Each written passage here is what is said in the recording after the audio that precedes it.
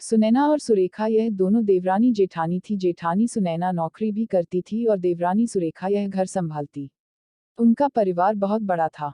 सास ससुर और उन दोनों के बच्चे, कुल मिलाकर 10 लोग घर में रहते। और अब बहुत साल बाद उनकी बुआ सास अपने भाई के घर रहने आई थी। सुबह उठने के बाद बुआ सास ने देखा कि सुनैना फटाफट अपने काम कर रही थी। सुरेखा ने नाश्ता बनाया और वह नाश्ता सुनैना ने सबको परोसा। उसके बाद सुनैना ने अपना टिफिन पैक किया और वह काम पर निकल गई। सुरेखा ने वापस दोपहर का खाना तैयार किया और थोड़ा वक्त अपनी सास और बुआ सास के साथ बैठी रही। बुआ सास से रहा नहीं गया। उन्होंने सुरेखा को पूछा, छोटी बहू, तुम्हारी जेठानी तुझ पर बहुत हुक्म चलाती है।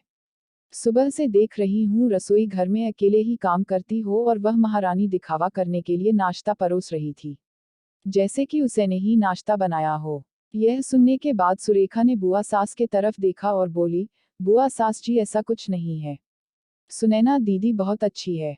बुआ सास बोली, तुम बहुत भोली हो सुरेखा। मुझे सब समझ में आता है, मेरे बाल धूप से सफेद नहीं हुए हैं। सुरेखा से अब नहीं रहा गया। वह बोली, ऐसा नहीं है बुआ जी, आपको सुनैना दीदी ने सबको नाश्ता परोसा वह दिखा, पर आपको यह नहीं दिखा कि दीदी ने मुझ जबरदस्ती सबसे पहले नाश्ता करने दिया और चाय भी दी। वह रोज मुझे ऐसे सबसे पहले ही नाश्ता दे देती है, नहीं तो सबके लिए नाश्ता करते करते मैं खुद के लिए नाश्ता बनाना भूल जाऊंगी। दीदी मेरी कितनी चिंता करती है। दीदी सुबह जल्दी उठकर मंदिर साफ करती है, फूल सजाकर रखती है और मुझे उनके 1 घंटे बाद उठने के लिए कहती है। शाम को आते समय बाजार से सब्जी भी लेकर आती, क्योंकि हमारे मिस्टर रात को देर से आते हैं और मम्मी जी को सुनैना दीदी ने बाजार में जाने को मना किया है, क्योंकि अब उनकी उम्र 60 साल से ज्यादा हो गई है। बाजार में जाते समय उनको तकलीफ होगी, उनके पैर बहुत दुखेंगे। कभी उनको बाहर घूमने का मन हुआ तो सुनैना दीदी छुट्टी लेकर उनको घुमाने ले जाती है। और हाँ बुआ जी, दीदी रोज शाम को आने के बाद वह कितनी भी थकी हो तब भी मुझे खाना बनाने में मदद करती है। वह मेरी बड़ी जेठानी जरूर है, पर मुझे अपनी छोटी बहन ही समझती है और मैं उनको अपनी बड़ी बहन समझती हूँ। यह सब सुनकर बुआ सास एकदम चुप हो गई।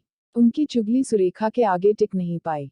शाम को सुनैना सब्जी की थैली सुरेखा के पास देते हुए बोली, सब्जी के साथ तुम्हारे मनपसंद लेखक की किताब भी उसमें है। यह सुनकर सुरेखा खुश हो गई। सुनैना को थैंक यू बोलकर सब्जी की थैली किचन में रखकर वह अपने रूम में चली गई। उतने में बुआ ने सुनैना को आवाज दी, बड़ी बहू जरा यह आना। वह बोली, सुनैना तू इतनी मेहनत करके पैसे कमाती है और ऐसे फालतू में किताब खरीदी करके मुफ्त का खर्चा करती हो, वह भी अपनी छोटी देवरानी के लिए। वह ऐसे भी घर में बैठकर करती क्या है? तुम दिन भर मेहनत करती हो और वह घर में आराम करती है। इस पर सुनैना हंसकर बोली, क्या बुआ जी आराम? और सुरेखा, उसे तो कहने पर भी वह आराम करती नहीं। सुबह उठकर बेचारी काम करती रहती है। सबका मनपसंद खाना, मेरे और उसके मिलाकर 4 बच्चों का टिफिन, सब वही तो करती है और तब भी उसके चेहरे पर हमेशा आनंद दिखता है। सुबह की चाय पीने के लिए उसके पास वक्त नहीं रहता। दोपहर को जब बच्चे घर आते हैं तो उनका खाना, होमवर्क सब वही देखती है। इसलिए मुझे बच्चों का टेंशन नहीं है और इसलिए ही मैं ऑफिस में मन लगाकर काम कर पाती हूँ। कुछ दिन पहले ही मुझे प्रमोशन मिला है।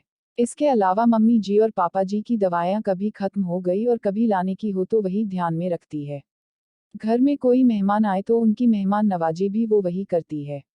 बुआ जी, घर और बच्चे संभालना छोटी बात नहीं है। इतना सब सुनकर बुआ जी उनकी तो बोलती ही बंद हो गई। सुनैना कभी कोई शिकायत नहीं करती है, वह सब काम कर लेती है। वह सिर्फ पढ़ना पसंद करती है। फिर मैं मेरी छोटी बहन के लिए इतना नहीं कर सकती। मैं नहीं करूंगी तो फिर कौन करेगा? इतना बोलकर सुनैना अपने रूम में चली गई। यह सब बोलना सुनैना की सास पीछे खड़े होकर सुन रही थी। वह बुआ के पास आए और बोली, जी जी, यह दोनों देवरानी जेठानी जरूर है, लेकिन उनका रिश्ता 2 सगी बहनों से ज्यादा पक्का है। मेरे घर की मजबूत दीवारें हैं यह दोनों। पहले मैं भी एक बुरी सास थी, हमेशा इन दोनों में झगड़ा लगाने का प्रयास करती थी, पर यह दोनों के प्यार के आगे मैं भी हार गई। वैसे भी झगड़ा लगाकर नुकसान तो हमारे ही घर का होगा ना। पर यह बात बुआ को समझ में नहीं आई।